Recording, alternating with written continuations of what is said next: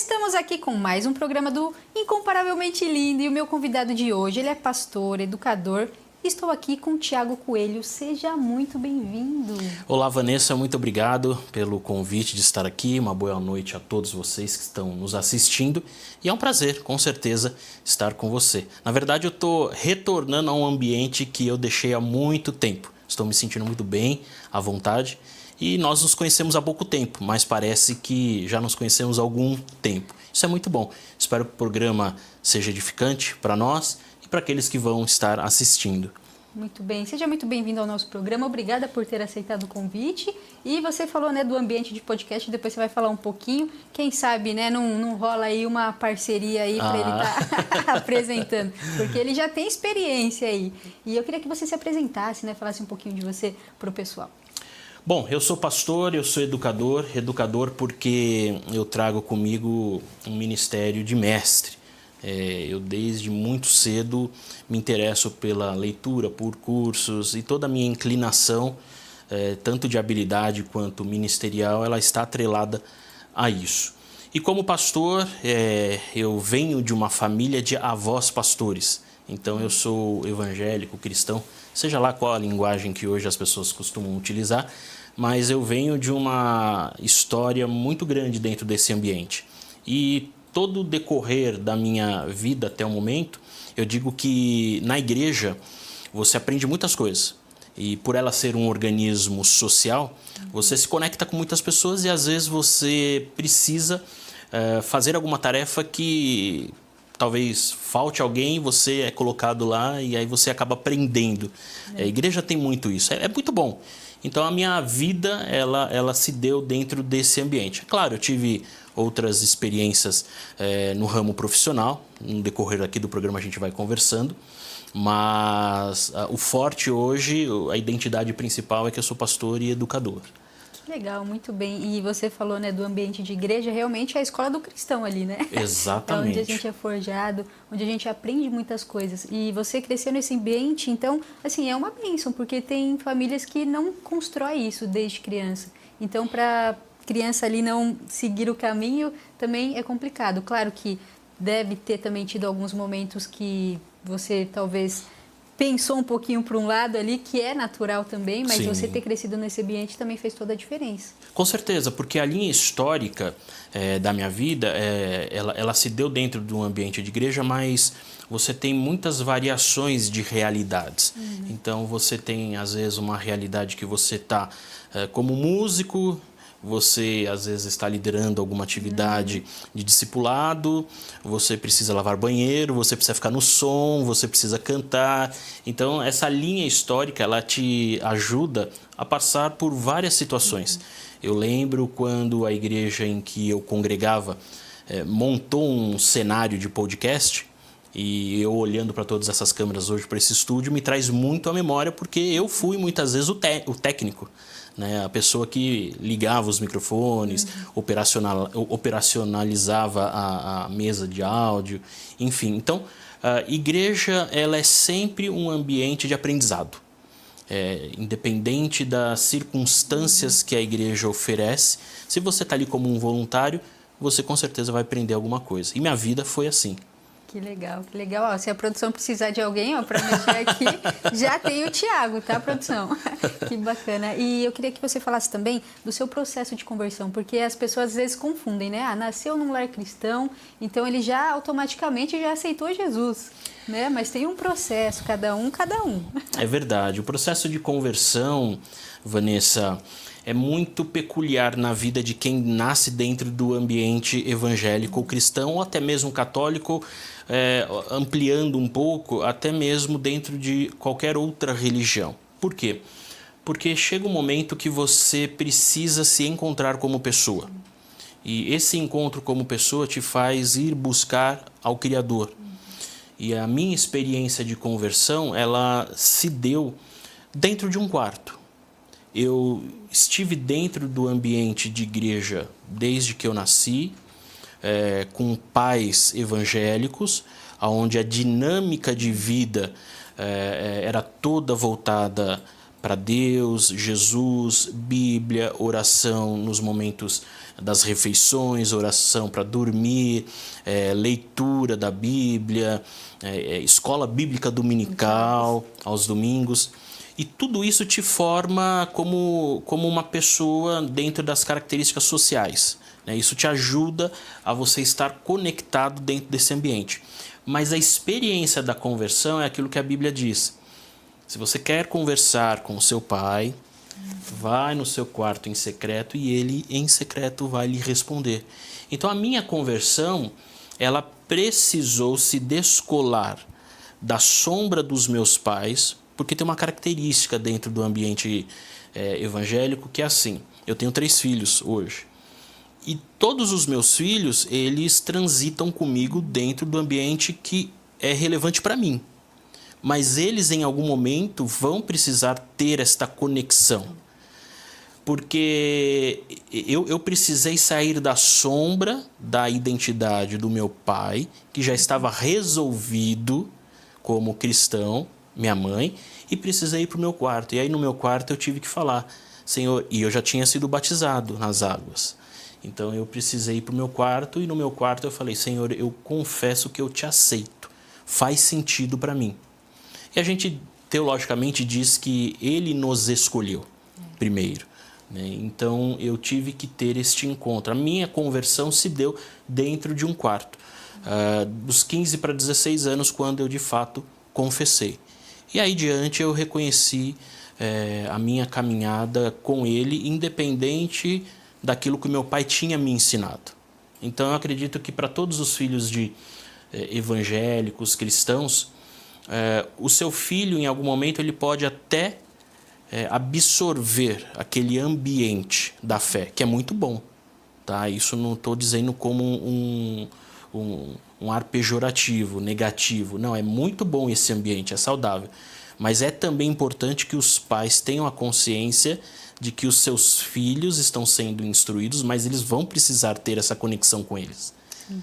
E isso se deu para mim dentro de um quarto. Então eu percebi que realmente a salvação é individual, a fé e a conexão são individuais, e se você quer falar com Deus, você precisa ter essa individualidade com Ele, para Ele poder se conectar com você e falar com você. Comigo se deu assim.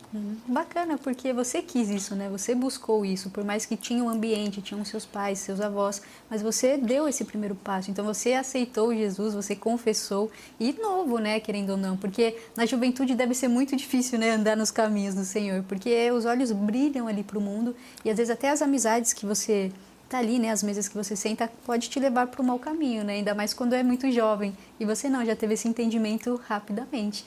E eu queria que você falasse se teve algum momento marcante durante esse processo também de conversão.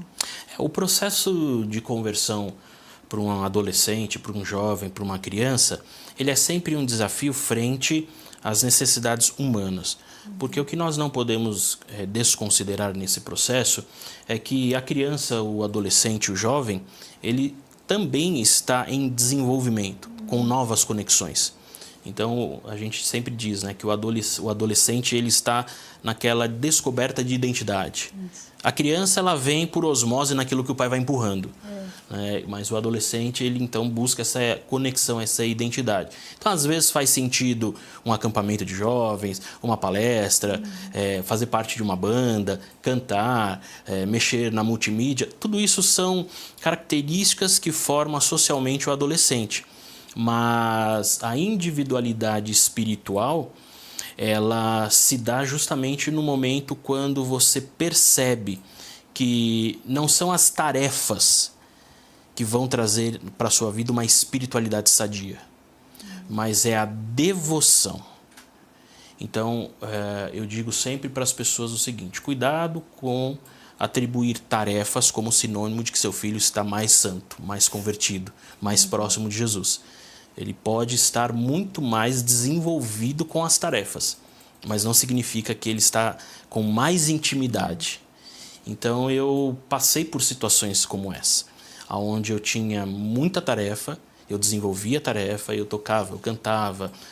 Aos 12 anos eu comecei a tocar bateria, já em grupos de louvor, Mas a conexão individual para eu buscar uma espiritualidade sadia, ela se deu no processo. Então eu, com 16 anos, aceitei, mas a caminhada ela foi de obstáculos em obstáculos e os desafios são muitos. Porque a gente não consegue ter um manual. Eu vou ser assim agora, vou alcançar determinado nível espiritual, vou falar com anjo, vou... Não existe isso. Não. É uma conexão diária e é um obstáculo sendo vencido a cada dia. É uma busca, né? Não tem como.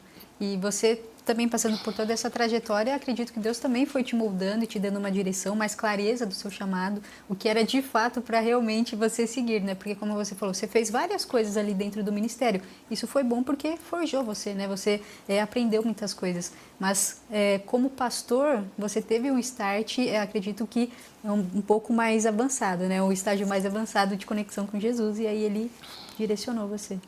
Eu converso com outros filhos de pastores com similaridade naquilo que eu vivi e todos eles têm em comum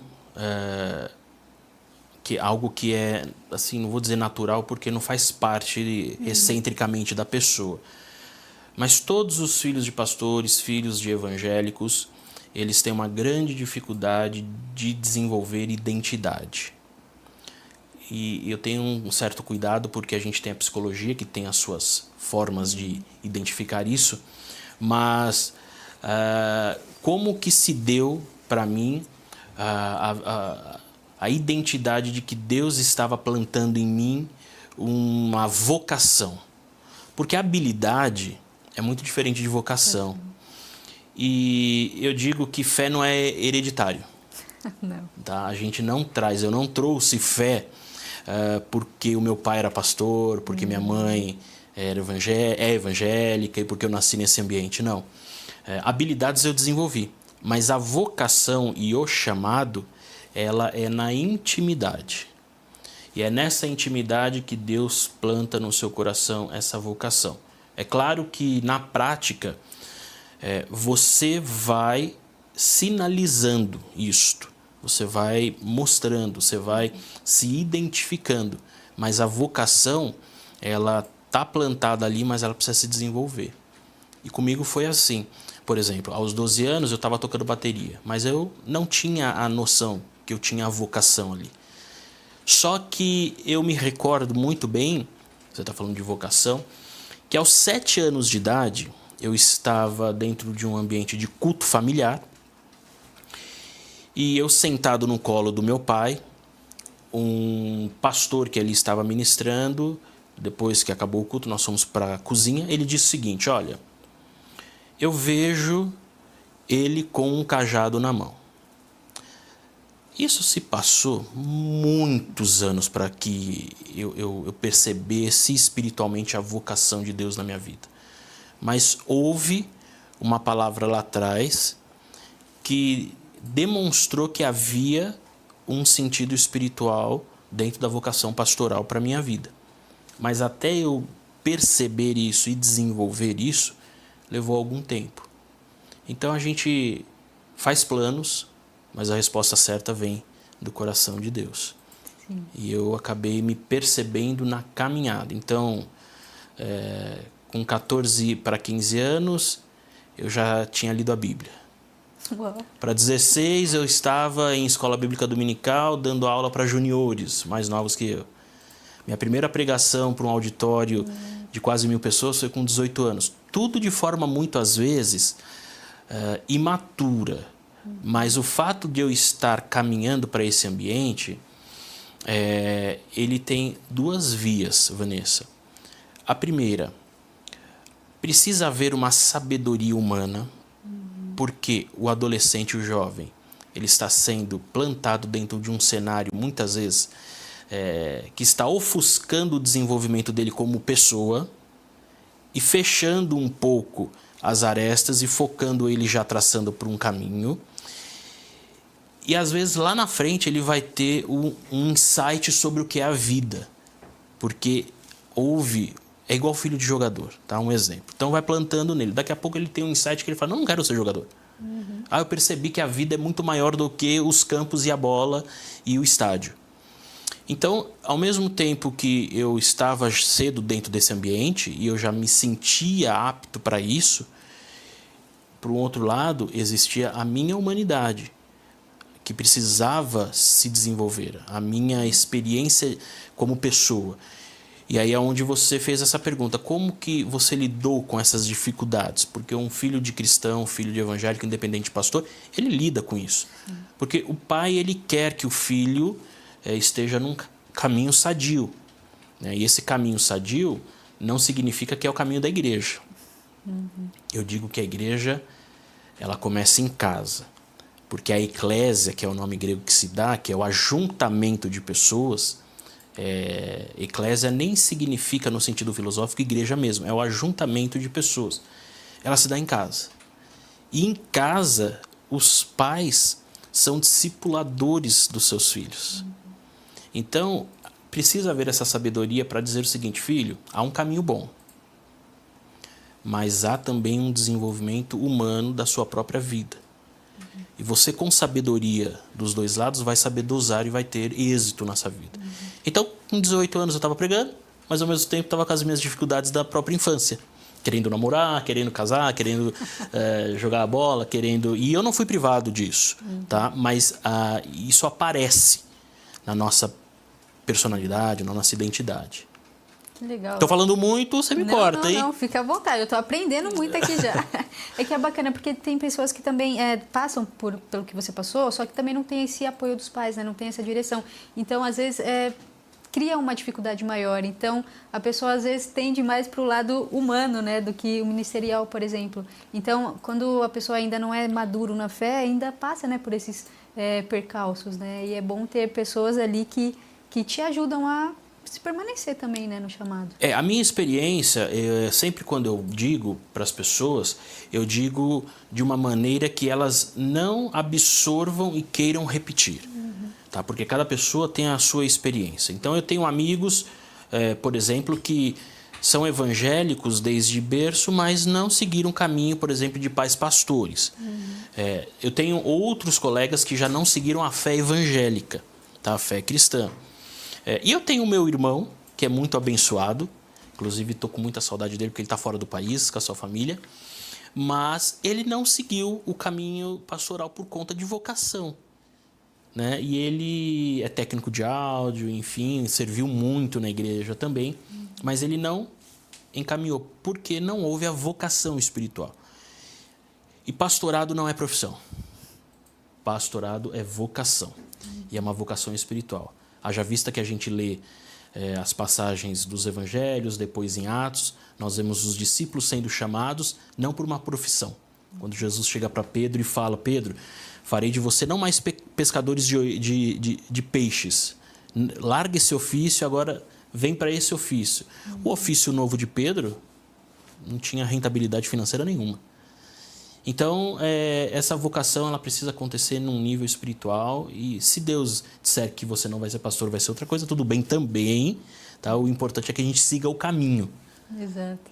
Que às vezes a pessoa até pensa assim, poxa, mas para eu servir o reino de Deus, eu queria estar lá na igreja, no púlpito, com o microfone. Né? Muitas pessoas até não querem muito assim, fazer algo mais simples, por exemplo, ficar na cantina, lavar um banheiro. Só que todos os ministérios são importantes. E tem pessoas que pensam, se não for para falar, então eu não vou seguir, né, esse caminho. Só que não é desse jeito, né? Porque tem que ter uma vocação, tem que ter um chamado. Não é qualquer pessoa que pode estar lá fazendo algo de tamanha responsabilidade.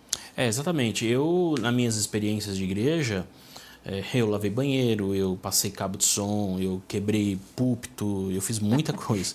Mas é verdade o que você está falando. E eu vou dizer uma coisa, muita gente quer o palco. Isso. Ainda mais nesses dias de hoje. E eu vou te dizer que eu agradeço muito ao meu pai, que é o pastor Nelson Didini, que me ensinou a olhar as pessoas pelo palco da vida, no chão da vida.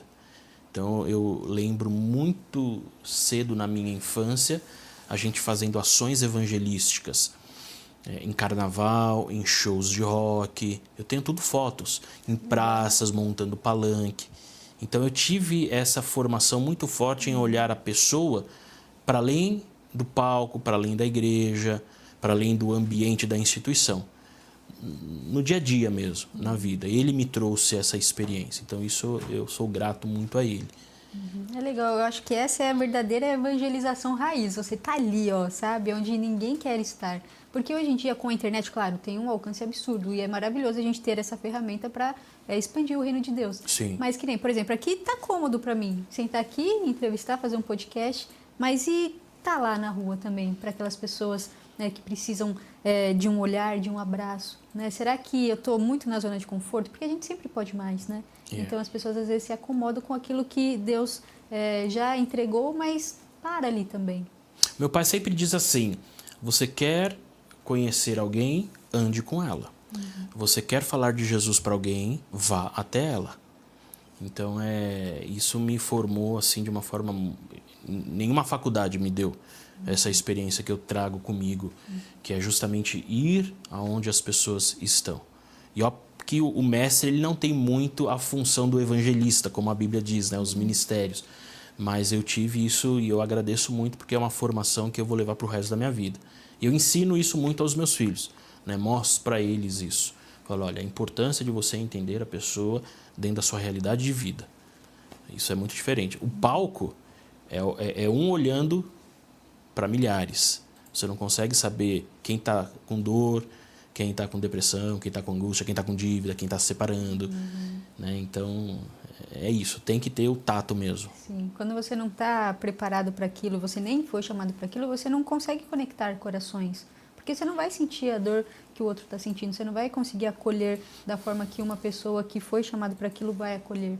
Então, a gente tem que tomar muito cuidado, né? E nessa geração aí de Instagram, de aparecer, até mesmo parece que virou muito comercial, né? O meio cristão, né? É muito triste isso. A gente tem que ter um cuidado de saber ler a sociedade. E ainda mais os cristãos. Os cristãos são convidados o tempo todo, inclusive a partir do apóstolo Paulo, por exemplo. O apóstolo Paulo fazia diversas viagens percorrendo lugares para plantar igrejas. O apóstolo Paulo, de certa forma, estava lendo a sociedade na época quando ele ia para cada lugar. Então, quando a gente sabe ler a sociedade, a gente vai entender que essa geração é uma geração que nasce dentro desse ambiente de câmeras, de redes sociais, de conexões o tempo todo, e isso é a realidade deles. Agora, o que eles não tiveram, o que eles precisam aprender e se conectar é que por detrás das câmeras existem pessoas. Que atrás de uma televisão tem uma pessoa, um humano, alguém vivo, e que quando você dá off e encerra a gravação e a programação, essa pessoa precisa de um abraço, precisa de uma ligação, precisa saber como você está, precisa se conectar. E por mais que você se conecte com o WhatsApp, mas faça isso. Porque o evangelho ele precisa continuar a ser pregado independente das gerações. Eu não sei o que vai acontecer daqui, por exemplo, a 50 anos se Deus não voltar.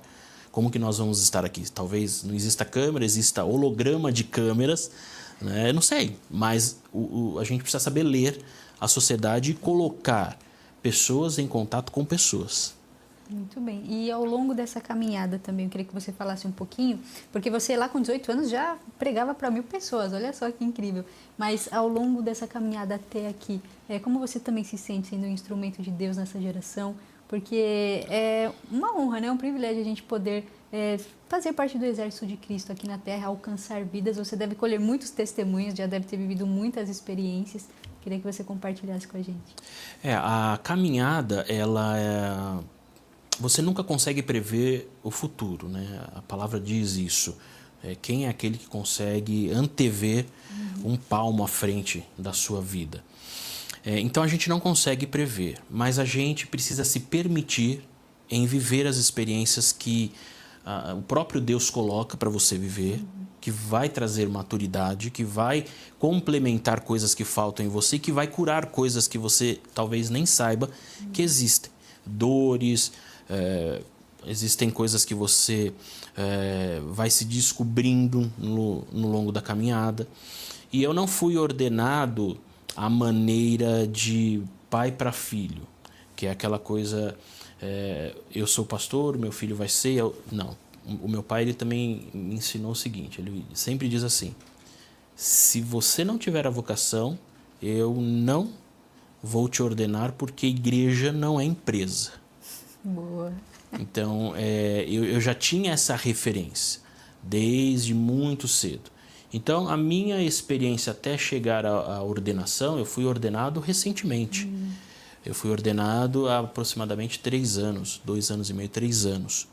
Então, eu tive muitas experiências evangelísticas, aberturas de filiais e congregações.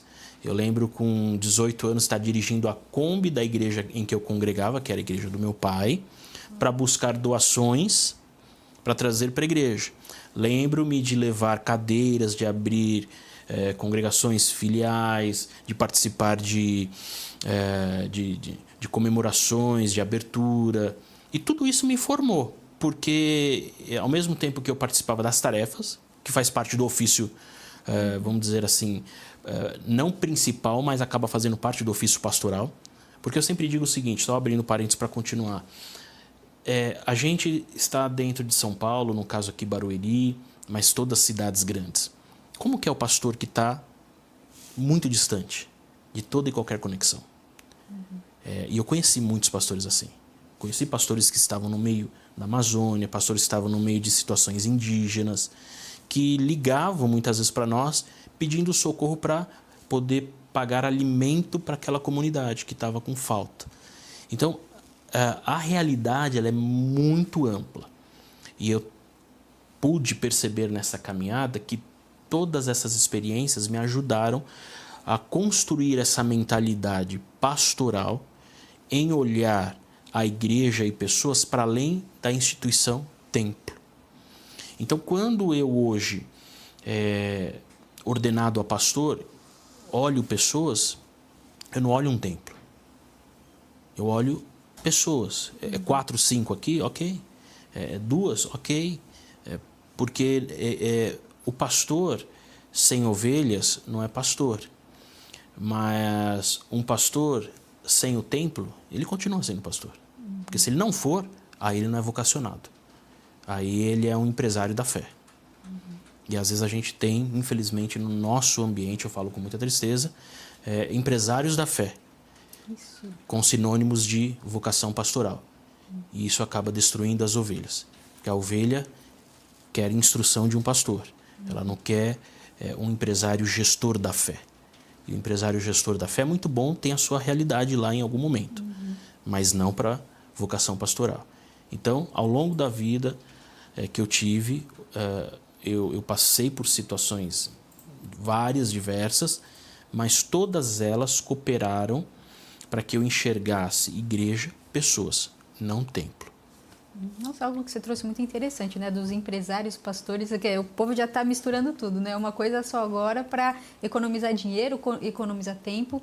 E algo também, eu já vi também pastores que não cuidam de ovelhas, que eles estão lá, não sei se já aconteceu com você, se tem algum caso assim, mas que não cuidam de pessoas. Eles estão lá, eles vão lá, fazem o culto e pronto, não fazem atendimento, não dá um suporte, um apoio. Então isso também realmente é uma realidade muito distante do evangelho, do que é o evangelho.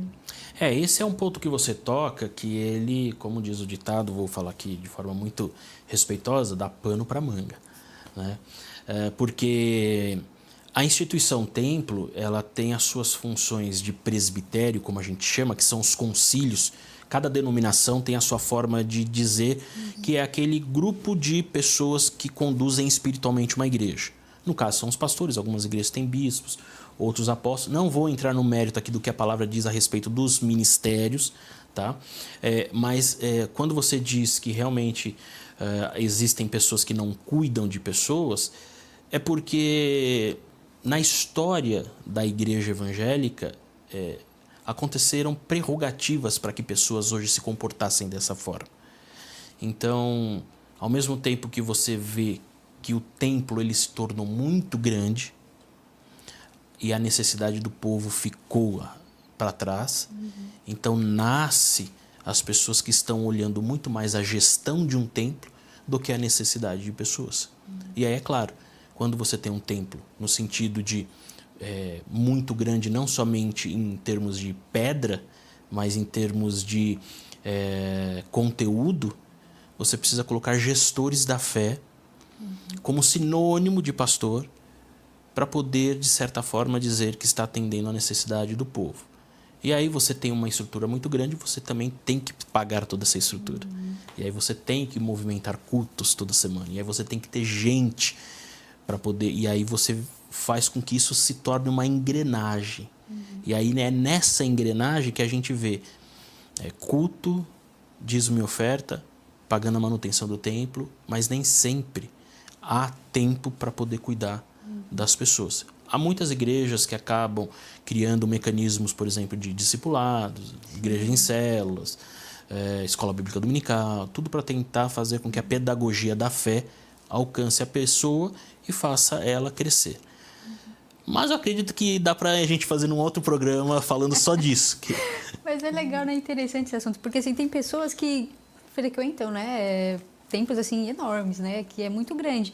Então, realmente, não tem como atender todo mundo. Então, eu gosto de igreja pequena, assim, porque, sabe, você já está ali, você já fala com o pastor quando acaba, você já vai lá, pede oração, é uma coisa diferente, tem um contato mais próximo. E como a igreja é muito grande, talvez não tenha, né, essa organização e pessoas para cuidarem, porque eles também estão mais preocupados em fazer, por exemplo, o pagamento do aluguel ali, então tem que ter as despesas. Então, talvez eles foquem mais nisso do que propriamente dar esse cuidado, esse suporte para as pessoas, né? Estão ocupados com outras coisas. O apóstolo Paulo, ele ensina a gente a respeito disso, quando ele, por exemplo, nas suas viagens implantando as igrejas, ele coloca pessoas para cuidar daquele povo. Mas ele sempre instrui o seguinte, olha, cuidado com aqueles que vão vir travestidos com lábias boas para tentar seduzir. Tá? Mantenha a fé em Jesus Cristo, mantenha a honestidade, mantenha a seriedade. Então, Paulo nos ajuda a enxergar essa logística da dinâmica da igreja. As pessoas precisam ser cuidadas. É difícil porque existem igrejas de 20, mas existem igrejas de 30 mil. E como que você cuida? É um desafio para o pastor. Então, a ideia não é só bater no sentido da instituição estar errada porque tem 30 mil. Não, é um desafio. Agora, esse pastor, ele tem uma tarefa árdua de distribuir 30 mil, talvez, em 100 pastores, um pouco para cada um. E nunca consegue dar conta, nunca. É impossível humanamente. E tem pessoas que saem da igreja porque o pastor não deu atenção também. Tem isso. Mas o pastor não me deu atenção, eu não vou ficar aqui nessa igreja, eu vou para outra, porque eu preciso que a pessoa fale comigo, né? Me dê bom dia, boa tarde, pergunta como eu tô. Então tem isso também. Muitas vezes são os fiéis que também complicam um pouquinho, né? Vamos falar sério. Porque o fiel, ele enxerga no pastor o mito do herói. Né? E assim, quer que o pastor resolva tudo. Isso. Vem com calhamaço de dívida. Pastor, ora para poder pagar amanhã tudo. Né? E não é assim. E às vezes substitui a função pastoral por a função de empresário, de conselheiro, de psicólogo. E pastor é pastor. Pastor não é psicólogo. A função de psicólogo precisa ser respeitada como psicólogo. Você pode até ser um conselheiro, porque faz parte do ofício aconselhamento. Mas um pastor, ele tem a função de instruir a ovelha para o caminho de Jesus. Essa é a principal função. É assim que Paulo faz, é assim que os discípulos fazem. Ele vai instruir o povo a ir para o caminho. Inclusive em Atos 22, 23, 24 capítulos, os capítulos 22 a 28, que encerra, você vê Paulo fazendo a sua defesa quando ele foi preso, e ele diz o seguinte, olha, eu ensinava sobre um Jesus ressurreto dentre os mortos e eu estou pregando sobre o caminho. E é esse caminho que o pastor deve conduzir as suas ovelhas. Muito bem, estamos numa aula aqui já, hein? E falando nisso também, você também dá treinamentos, né, para ministérios. Você faz isso ainda hoje, porque com a bagagem que você tem, né, com tudo que você tem para passar para as pessoas, é de grande ajuda para os ministérios, ainda mais alguns que estão no começo, outros que estão totalmente desestruturados. Isso é de extrema importância. Eu estive na teologia, depois que eu encerrei a administração, então eu fui para a teologia, e lá eu trafeguei, eu não falei aqui, mas eu sou oriundo de denominação, um pouco de assembleia e batista, muito mais batistas do que assembleia. Foi a minha formação de igreja, né, denominacional. E então eu percorri os batistas muito cedo. E nessa de percorrer eu tinha vontade de conhecer todas as metodologias que se aplicavam. Então, igreja em células, igreja com discipulado, igreja de pequenos grupos, e tudo isso acabou me dando material e recurso. Como eu também, dentro da igreja, trafeguei muito pela música, já fui líder de louvor, líder de coral, sou baterista, então eu precisei, em algum momento, discipular grupos. Então eu já, por exemplo, implantei treinamento para presbitério, grupo de pastores mesmo, que estava aplicando uma ferramenta de discipulado dentro da igreja. Porque a ferramenta do discipulado, ela não substitui em nada a Bíblia, a palavra. Mas ela é um instrumento pedagógico que auxilia, por exemplo, a igreja a ter uma vivência muito mais para aprendizagem do que somente para o culto do domingo com 2 horas. E a escola bíblica dominical, ela também é importante. Escola bíblica dominical se tornou um nome pejorativo em algumas igrejas, mas ela é a pedagogia dos discípulos. Né? É sentar e ensinar. Sentar e ensinar. Então, eu estive já por muito tempo, por exemplo, até em 2022, eu passei 1 ano inteiro dando um treinamento para um grupo de pastores, aplicando um material de discipulado. E aí você tem que preparar slides, você tem que preparar uma agenda, casar a agenda de cada um, pegar toda aquela ferramenta para depois você ir para a igreja. Então também apliquei treinamento de voluntariado para a igreja, explicando o papel do voluntário. Há também uma nomenclatura que é falado dentro das igrejas, que é assim, as pessoas são voluntárias aqui. E eu, no meu treinamento, digo que dentro de uma igreja você não é voluntário. Você tem o voluntário, como tem a Associação de Voluntários do Estado de São Paulo, que tem a sua lei, que tem as suas prerrogativas de ofício, mas dentro do corpo de Cristo, você pode até exercer o ofício do voluntário, mas no corpo de Cristo você não é um voluntário. Você é um convocado a cumprir a missão espiritual que lhe foi dada. Por isso que é uma outra polêmica. Músico pode ser pago ou não? Quem pode receber, quem não pode receber? Programa também para uma outra pauta. Gente, isso é legal, é polêmico, real. Não é? Até mesmo o pregador, né? Essa questão aí que tem pregadores famosos, né? Influencers, que cobra 40 mil, 50 mil, 80 mil. Então, né? É uma pauta bacana para se discutir, né? Exatamente. Do músico também, né? Porque entra ali, porque a pessoa às vezes também quer ter um ministério fora das 4 paredes. Sim. Então, tem ministério também que não entende isso, às vezes não dá um suporte também para a pessoa, por isso que ela também sai da igreja. Então, isso também é ruim. Mas o que eu achei bacana também é essa questão de não ter só cultos nas igrejas, né? De ter um discipulado, de ter escola bíblica. Eu acho que tudo isso acrescenta muito. Então, as pessoas, às vezes, conseguem mais absorver sobre Jesus num devocional, por exemplo, ou num encontro de jovens, do que propriamente num culto. Então, é bacana quando tem outros braços ali. Exatamente. Eu digo o seguinte, em muito se bate hoje nas igrejas de números grandes, mas a gente precisa também entender o seguinte, se você desconstruir o templo, você vai voltar para algum espaço diminuto, pequeno, que vai comportar, por exemplo, 10 pessoas, 20 pessoas. Mas e se naquele espaço couber 200? Você vai ter que ir para um lugar de 200. O problema não é o tamanho do templo, tá? O problema é como você gere. E aí, nessa gestão, você vai substituindo a essência da pedagogia do discipulado de uns aos outros por a mecânica da fé. Então vamos fazer o seguinte, então a gente está discipulando aqui, mas a gente agora começa a fazer algo para vender. Mas agora a gente começa a colocar essa pessoa como uma pauta, uma agenda. Então ele vai ser a agenda do ano, ele vai ser a agenda do mês. E é claro que eu não consigo destrinchar todo um histórico disso aqui, mas há um problema sim, mas também há uma solução. Eu vejo dessa forma. O importante é a pedagogia do discipulado. A pedagogia do discipulado é uns aos outros. Sabe? Se é 50, se é 20, se é 1000, uns aos outros precisa se conectar com a palavra. De alguma forma, precisa existir uma ferramenta.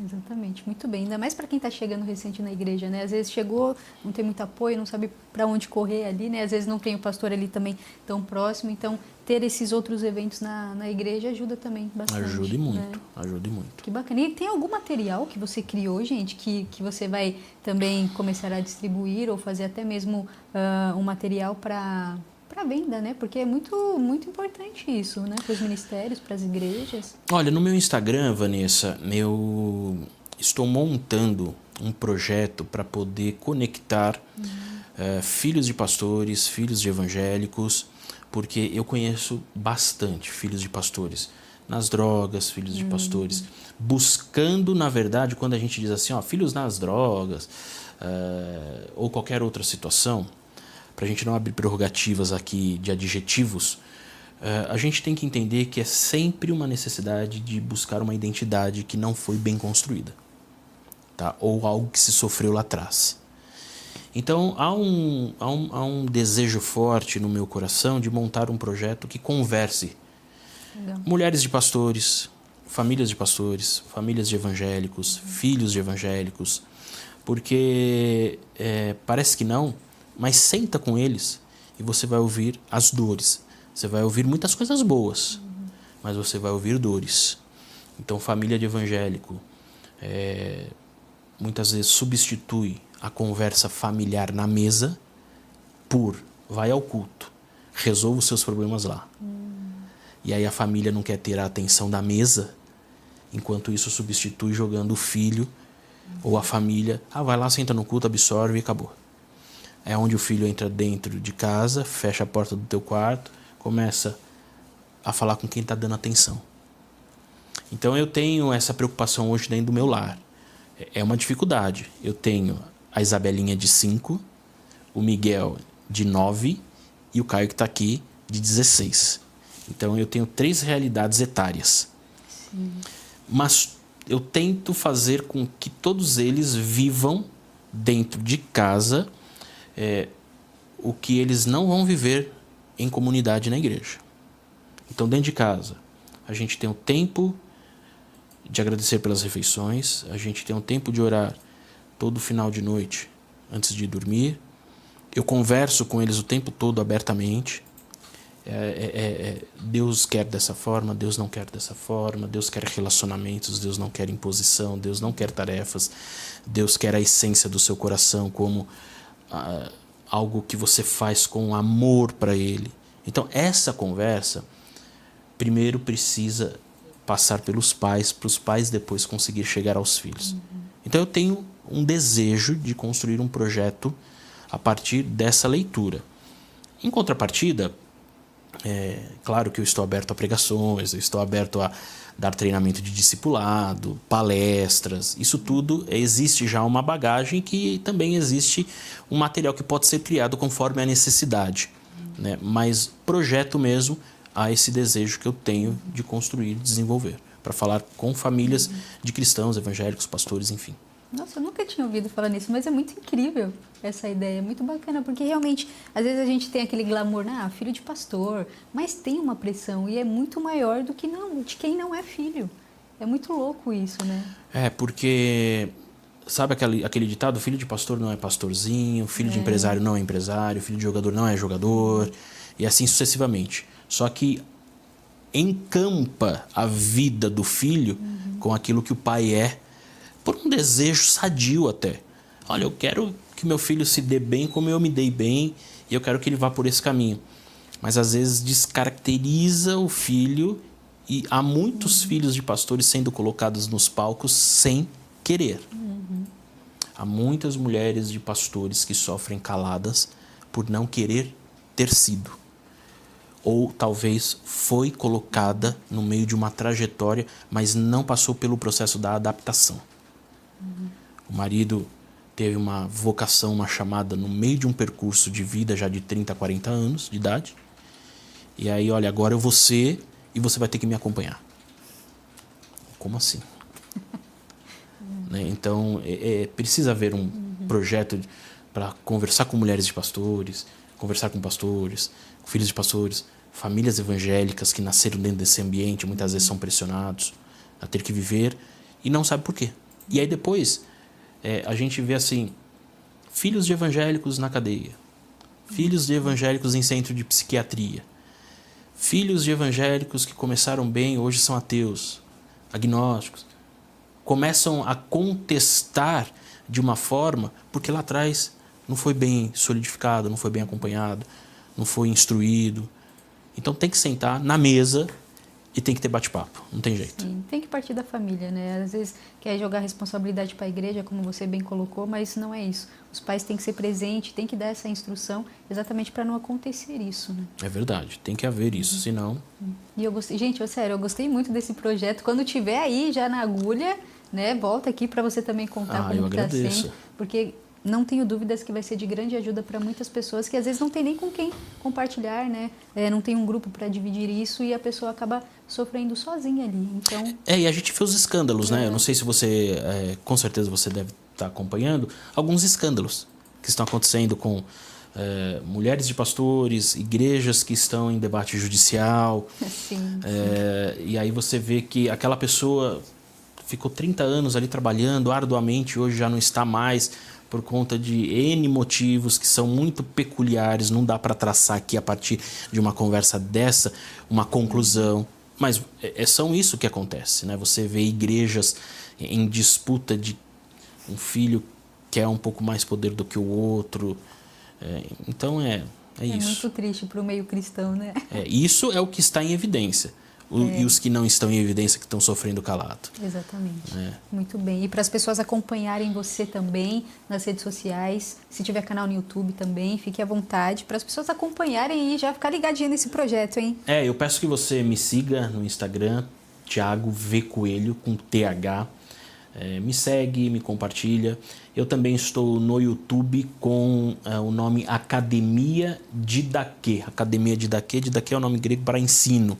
Né, Academia Didaquê. E lá eu já tenho um curso que está gratuito sobre o panorama da Bíblia.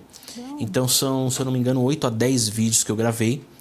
Um panorama do Antigo Testamento e um panorama do Novo Testamento. Lá eu converso um pouco sobre as várias Bíblias que existem. A Bíblia católica de um jeito, a Bíblia evangélica tem outro. Alguns têm mais livros, outros têm menos. Então me segue lá, Instagram, @Thiago V Coelho. E lá também tem um link do WhatsApp se você quiser me chamar para conversar, para palestrar, para pregar, enfim. Ele está aberto a todas as coisas aí para aflorar ainda mais no reino de Deus, né? É isso aí, com certeza. Que bacana. Eu acho legal esse trabalho também na internet, né? No YouTube, também no Instagram, que eu vi que você tem vídeos lá, até mesmo de ensinamento, que às vezes a pessoa tem dificuldade dela mesmo pegar a Bíblia e ler, né? E entender, ter essa clareza. E às vezes, muitas vezes, né, a pessoa explicando ali de uma forma didática ali, a pessoa consegue absorver melhor e ter um entendimento maior também. São vídeos curtos, de 10 a 15 minutos, que ajuda o que é o Antigo Testamento, quais são os livros que compõem, a Bíblia hebraica, que é uma coisa, a Bíblia católica é outra, a Bíblia cristã, a Bíblia reformada, enfim. Exato. Esses dias eu estava com uma amiga, ela falou, mas tem diferença de Bíblia? Porque para mim era todas iguais e não, tem gente que não tem o conhecimento, né? É verdade. Legal ter um vídeo explicando também, por exemplo, sobre isso. Sim, né? sim. Tem pessoas que são de várias religiões e às vezes, vamos no culto. Aí ela fala, poxa, mas eu não tenho Bíblia, eu preciso comprar. E não sabe nem qual comprar, né? É verdade, é verdade. Que legal. A gente está quase finalizando, mas agora ainda tem um momento pregação, Thiago Coelho. Uma mensagem abençoada para os nossos telespectadores, o que Deus colocar no seu coração. Olha, o que eu quero falar para você que está aí me assistindo é que a intimidade com Deus, ela se dá sempre no ambiente do silêncio. Deus tem a sua multiforma de falar com você, Deus tem os seus jeitos de sinalizar o que Ele tem para a sua vida. Mas nada substitui aquele versículo. Se você quiser falar com o Pai, entra no silêncio do seu quarto. Por quê? No silêncio do seu quarto não entra ninguém. No silêncio no seu quarto há intimidade. No silêncio do seu quarto é onde você desenvolve relacionamento. No silêncio do seu quarto você pode ser você, falar o que você quiser para o seu Pai. E o seu Pai que está no céu, Ele vai te ouvir. Então, dentro desse muito ruído que existe por todos os lados da vida, depressão, angústia, dívidas, problemas conjugais, familiares, problemas políticos, judiciais, Entra no seu quarto e encontre a paz que só Deus poderá lhe dar. Eu tenho certeza que não é um dia, 2, mas você vai desenvolver o relacionamento, isso acaba virando um hábito que você não quer deixar o quarto. Ou seja, lá o altar que você edificar para ter aquele tempo com Deus. Faça isso, porque eu tenho certeza que Deus deseja se comunicar com você, mas você precisa fechar um pouco os seus ouvidos para tantos ruídos que ecoam dentro da sua mente. Faça isso e eu tenho certeza que Deus vai falar com você e vai começar a sinalizar aquilo que você precisa ser nele. E ele vai com certeza edificar também você. Amém, amém. Já peguei aqui para mim, eu sempre recebo o primeiro, né? Que já estou mais perto aqui. Porque realmente, né? O secreto é o segredo de tudo. O secreto é o segredo, Vanessa, não tem jeito, porque é lá que é você. É você e com ele. Não tem como, não tem como você fantasiar algo que você não é, porque você está ali na íntegra com ele. Exato, e na intimidade, né? E aí Deus se revela, sem dúvidas. Tiago, eu quero agradecer muito a sua participação aqui no nosso programa. Foi um prazer conhecer um pouquinho da sua história, da sua trajetória. As portas aqui estarão sempre abertas, volte quando quiser. E eu quero mais informações sobre esse projeto que eu achei realmente muito incrível, viu? E que Deus continue abençoando demais a sua vida, a sua família e esse lindo ministério. Muito sucesso para você. Amém. Vanessa, muito obrigado você por ter me recebido aqui. Tenho certeza que foi um programa abençoado. A você que também está aí, nos assistiu, Deus abençoe a sua vida. E com certeza voltarei. Voltarei todas as vezes que você assim desejar. Amém. Muito obrigada pela sua participação. E você que ficou com a gente até o final, também compartilha esse vídeo com quem não conseguiu assistir ao vivo. Siga a página no Instagram também, na descrição abaixo. Se você ainda não é inscrito no canal, se inscreva no canal e ative as notificações, tá bom? Muito obrigada pela companhia. Um beijo no coração e não esqueça que ele é incomparavelmente lindo. Tchau, tchau. Tchau, Deus abençoe.